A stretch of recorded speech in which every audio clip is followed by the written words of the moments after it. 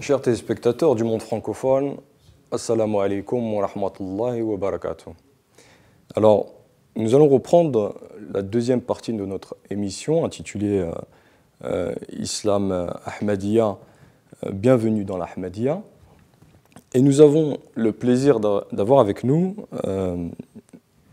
notre Amir de France, Amir Sahib, Assalamu alaikum. Et notre missionnaire, Assalamu alaikum. Alors, nous avons vu les sujets juste avant, on a parlé de la kalima, la profession de foi, et nous avons aussi vu si des personnes pouvaient indépendamment juger d'autres personnes comme étant non musulmanes. Alors nous avons deux questions, si vous le permettez, Amr Sahib.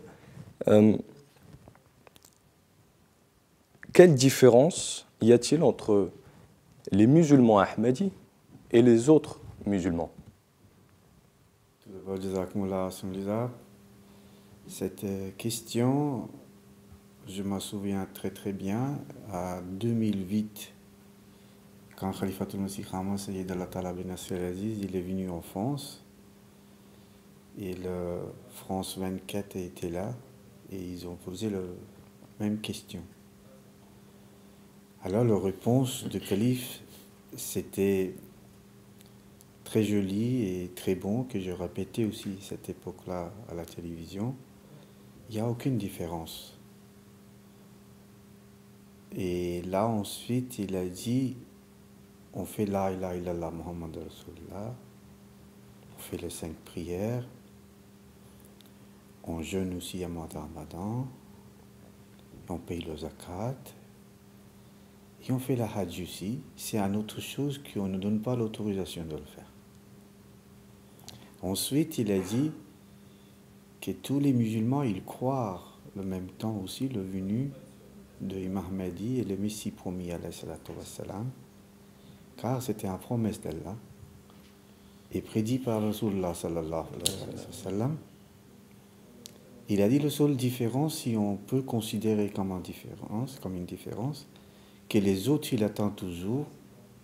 Pour nous, c'est pratiquement cette époque-là, il avait compté autour de 120 ans. Aujourd'hui, on peut le dire 125 ans.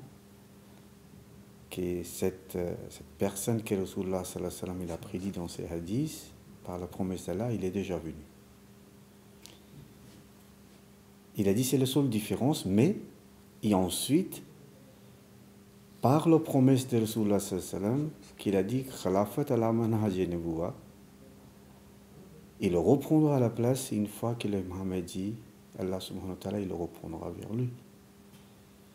Et alors aujourd'hui, on est attaché avec ce système béni, qui est le système Khalafat ala manhaj nubuwwa. Et il a dit ensuite que les musulmans, il ne peut pas nier de ça. Oh, il attend toujours, pour nous, c'est déjà là. Voilà le plus bref réponse que je peux vous donner concernant. Sinon, il n'y a aucune différence. Jazakallah. Jazakallah. Merci beaucoup pour ces belles explications. Merci beaucoup. Je me tourne vers vous, si vous permettez, Marabi Sahib. Nos détracteurs au pire, nous considèrent comme des mécréants, au mieux, comme des hypocrites. Qu'en est-il de ces questions en islam? A-t-on le droit de considérer comme hypocrite ou mécréante une personne qui se déclare musulman? Merci beaucoup. Assalamu alaikum wa rahmatullahi wa barakatuhu. Pour répondre à cette question, nous devons voir 4 ou 5 points. Parce que la base de cette question est que même dans l'histoire, avant la naissance d'Ahmadiyyat, certains musulmans déclaraient les autres comme kafirs. Et la base était que si un groupe ou un individu n'est pas d'accord avec ma compréhension de l'islam, lui prend comme une autorité, alors déclare les autres kafirs ou hors de l'islam. Alors, il faut voir si il y a une liberté de la religion ou non dans l'islam. C'est la base, parce que certains fanatiques ne donnent pas la liberté aux autres. de penser autrement. Alors le Coran est très clair. Il dit que la ikraha fi ddin qad tabayyana rushd min al-ghayy, qu'il n'y a pas de contrainte en religion. Assurément, le bien est distingué du mal. Ça veut dire, Dieu dit que c'est clair, ce qui est bien, ce qui est mal. Mais malgré cela, vous ne pouvez pas obliger les gens d'accepter le bien qui est bien selon vous. Donc l'homme est libre. Même concernant le Saint-Prophète sallallahu alayhi wa sallam, Dieu dit dans le Saint-Coran, Innama ala rasulina al-balagul mubin. La responsabilité de notre prophète est la diffusion de messages très clairement. Et puis Dieu dit, Afa anta tukrihun nas hatta takunu mu'minin, yakunu mu'minin. C'est-à-dire, est-ce que vous allez obliger les gens, contraindre les gens, qu'ils soient croyants? Donc si le Saint-Prophète sallallahu alayhi wa sallam n'est pas chargé d'une chose quelconque, comment quelqu'un peut présenter comme une autorité pour dire aux autres d'accepter ses idées propres, et il est obligé. Même Dieu dit dans le Saint-Coran que Kulil haqqu min rabbikum, c'est une vérité de la part de votre Seigneur.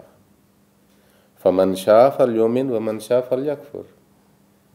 Une vérité vient de la part de Dieu. Personne ne peut dire que ça peut être quelque chose qui n'est pas correct. Mais malgré cela, Dieu dit que l'homme est libre d'accepter quelque chose ou de ne pas accepter quelque chose. Alors, deuxième point.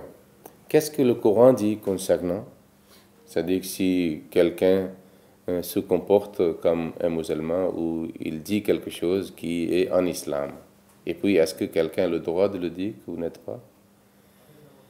Dieu dit dans le Saint-Coran que quand vous marchez, c'est-à-dire dans une terre quelconque, soit dans un groupe ou soit individuellement, il dit, et vous rencontrez les gens, vous ne savez pas, vous ne le connaissez pas. Alors à ce moment-là, Dieu dit, voilà taqulu liman alqa ilaykum salam lasta mu'mina. Il n'y a pas question de dire à quelqu'un que vous n'êtes pas musulman. Ok? Il dit, et ne dites pas à celui qui vous adressera le salut de paix. Ça veut dire qu'il dit assalamu alaykum. Après avoir écouté cette parole de quelqu'un, Dieu dit, vous ne pouvez pas le dire que vous n'êtes pas croyant. Ok? Il dit que après avoir écouté ça, tu n'es pas un croyant. Tu n'as pas la permission de la part d'Allah. Alors, troisième point est que si vous voulez déclarer quelqu'un non musulman, et lui il dit qu'il est musulman, alors quelle est la définition de musulman? Parce que vous devez définir d'abord quelque chose, puis vous dire il est dedans, il est hors de ce cercle. Alors nous demandons au Saint-Prophète sallallahu alayhi wa sallam, qui est le maître de Ummah, et tous les musulmans sont obligés d'accepter ce qu'il dit. Alors, une fois, lorsque le Saint-Prophète était à Médine, il a voulu faire de recensement. Il a dit à celui qui était désigné comme responsable, il a dit « Uktubu li man talaffaza bil islam min an-nas » Parmi ces gens-là qui sont à Médine, celui qui prononce ce mot islam de sa bouche, il faut préparer leur liste. Ils font partie du recensement. Oui.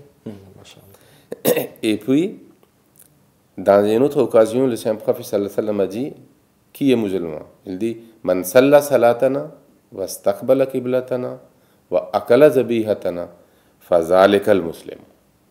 Celui qui fait salat comme nous le faisons, et celui qui prend le qibla pour le salat, pour la prière, comme qui est notre qibla, et puis il consomme ce que nous avons égorgé.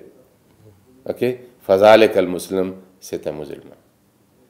Mais alors, si quelqu'un fait contre cette personne quelque chose, le Saint-Prophète a averti. C'est un avertissement très sévère. Il a dit, Fazalek al-Muslim, allazi lahu zimmatullahi. Allah donne la garantie de protection à cette personne. Wa zimmatu rasulihi et la garantie de protection de son messager sallallahu alayhi wa sallam. Et puis il a averti aux musulmans, Fala taghfirullaha fi zimmatihi. Il ne faut pas agir de façon que vous faites une honte à Allah qu'un musulman n'a pas respecté la garantie donnée par Allah. Donc cette personne est coupable, qui viole cette garantie donnée par le saint prophète et par Allah. Il y a eu un événement que Zayd bin Usaba bin Zayd, qui était très cher au saint prophète sallallahu alayhi wa sallam, parce qu'il est grandi chez lui. Alors dans une expédition, après, avec la difficulté, il a pu contrôler son adversaire et il a voulu le tuer. À ce moment-là, il a dit La ilaha illallah. Mais malgré cela, il l'a tué. Il a, c'est-à-dire, raconté cet événement au saint prophète sallallahu alayhi wa sallam, que le moment qu'il a écouté, qu'il a dit La ilaha illallah, il l'a tué, le saint prophète, son comportement a changé, tout de suite. Il a dit, vous avez tué quelqu'un qui a prononcé par sa bouche La ilaha illallah. Il a dit au prophète, il a dit à cause de père de mon art, c'est-à-dire de mon épée. Il a dit, pourquoi tu n'as pas déchiré son cœur pour savoir qu'il a dit à cause de père? Et le saint prophète sallallahu alayhi wa sallam a continué à répéter, quelle sera votre réponse lorsque ce La ilaha illallah sera présenté contre vous, devant Dieu? Alors il a dit, j'ai souhaité que si je n'étais pas musulman avant cet événement, c'était mieux. Et le saint prophète sallallahu alayhi wa sallam a dit, selon une version, que qu'est-ce que vous allez faire lorsque le La ilaha illallah sera contre vous, le jour du jugement? Alors, puis il a dit, Ya Rasulallah, Istaghfirli, demandez pardon pour moi à Allah. Est-ce que ces musulmans chouyouk ne savent pas qu'est-ce que les Ahmadis disent? Le Messie premier alayhi salam dit que je peux prêter le serment de mon islam tant de fois qu'il y a des attributs de Dieu. Mais malgré cela, il ose nous déclarer musulmans. Le saint prophète sallallahu alayhi wa sallam a donné un fatwa. Et ces chouyouk savent très bien ce fatwa. Il a dit, Man kafara musliman. Si quiconque déclare kafir, celui qui se dit musulman, fayaoud al-kufru ilayhi. Ce fatwa de kufr retourne vers celui qui donne le fatwa. Donc c'est pour ça que le Messie premier alayhi salam dit qu'il ne déclare pas quelqu'un kafir. Mais après le fatwa de saint prophète sallallahu alayhi wa sallam, si quelqu'un me dit que je suis kafir, ce fatwa retourne vers lui. C'est pour cela que je dis que vous êtes kafir. Moi-même, je ne dis pas. C'est vous qui commencez à nous dire. Concernant les hypocrites, il y a un verset de Saint-Coran. Voyez quelle garantie pour le kufr de quelqu'un, refus de l'islam de quelqu'un, peut être plus authentique que celle donnée par Allah dans le Saint-Coran. Dieu dit dans le Saint-Coran, dans Surat al-Munafiqun, c'est tout premier verset. Quand les hypocrites viennent à toi, ils disent, nous témoignons que tu es en effet le messager d'Allah. Or, Allah sait que tu es en effet son messager. Ce que les hypocrites disent, Allah dit la même chose. Mais comme il ne dit pas de leur cœur, parce qu'Allah connaît ce qui se trouve dans le cœur, il dit, mais Allah atteste que les hypocrites sont sûrement des menteurs. Mais malgré cela, le saint prophète sallallahu alayhi wa sallam n'a jamais déclaré un hypocrite comme kafir. Au contraire, quand l'archef qui a toujours persécuté le saint prophète sallallahu alayhi wa sallam, il a voulu toujours diviser les musulmans. Lorsqu'il est mort, le saint prophète va là-bas pour faire la prière de janaza, malgré la proteste de la part de certains musulmans.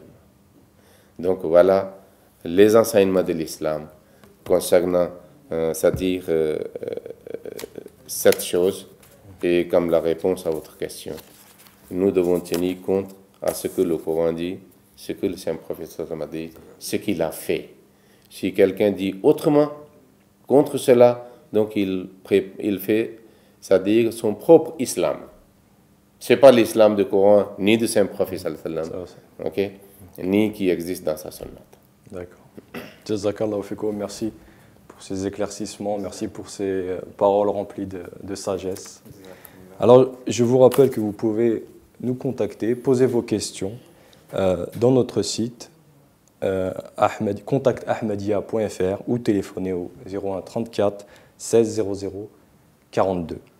Je vous remercie de nous avoir suivis et pour votre patience, je vous dis à bientôt. Wassalamu alaikum wa rahmatullahi wa barakatuh.